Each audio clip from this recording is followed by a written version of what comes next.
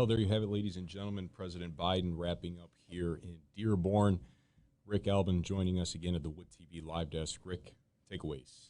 Well, there was a lot in there. I mean, the president obviously came to talk about one of the cornerstones of his administration, and that is getting to cleaner energy all across the board. And, of course, a very big, important component of that is going to be electric vehicles. And, of course, Ford introducing the F-150 Lightning. And if I'm not mistaken, we've already seen a preview right behind as the camera zooms in a little bit. I believe the one with the illumination all the way across the top of the grill would be the Lightning.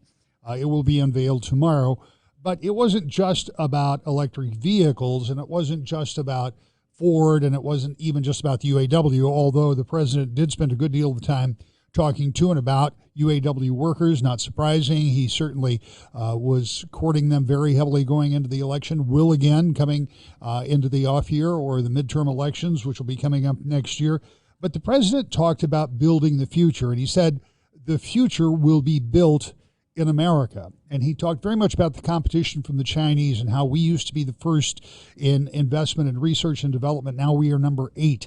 China used to be number 9. Now they're number 1. That's a problem. He says it won't stand, and he wants to change that. And, of course, that was his springboard to go directly in to his infrastructure plan that we had talked about before his speech. And he very strongly was pointing out why he believes that that plan will create millions and millions of jobs to create infrastructure of all types, what you may think as traditional infrastructure of roads and bridges and sewers and water systems and that type of thing, but certainly expanding that to include everything from broadband to putting in those 50,000 charging stations for electric vehicles that he talked about.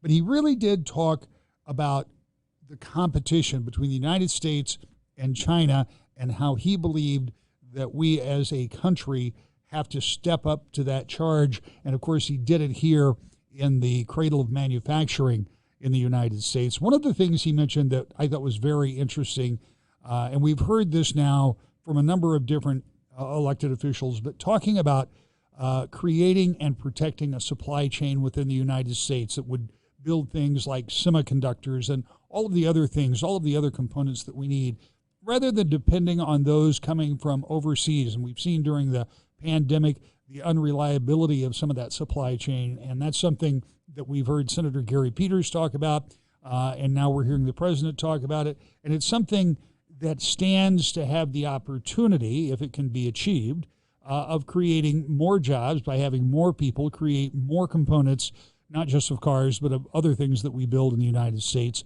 So it's an interesting concept.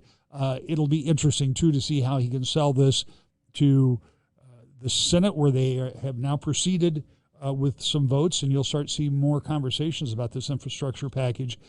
If he can get the votes that he needs in the Senate to move some of this forward, and then if he can actually get it to become a reality and not just a plan. But the president making a big pitch on that infrastructure plan, as well as talking about the importance of a really major step in unveiling this F-150 Lightning, this electric pickup, which takes the electric vehicle from being something that may not be as common into a very recognizable vehicle with a very certain purpose.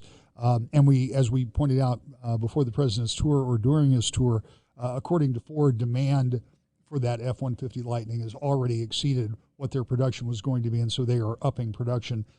So we're seeing this process move along, I might suggest, escalating in a pretty big way with this announcement officially coming tomorrow with this F-150.